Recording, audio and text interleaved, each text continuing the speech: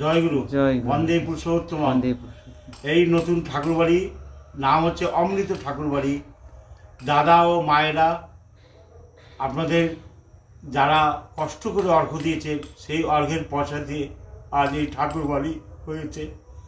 তাই সকল দাদা ভাইদেরকে আমি আমার অন্তর থেকে প্রণাম করছি। আপনার ভিতরে যে দেব আত্মা আছে সেই দেব আত্মাকে প্রণাম করলাম। আপনারা অনেক বড় হন, ফুলে ফেঁপে উঠুন, ঠাকুরের মানুষ হয়ে উঠুন, এই প্রার্থনা সবাই ঠাকুরের চরণে করছি।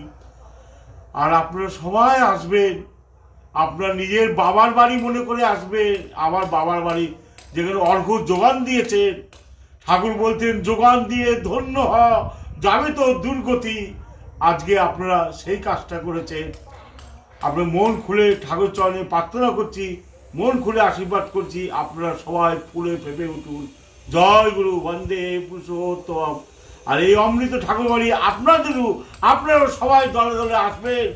এখানে সব থাকার ব্যবস্থা, খাওয়ার ব্যবস্থা, বাথরুম টাথরুম সব আছে, এসে থাকবেন।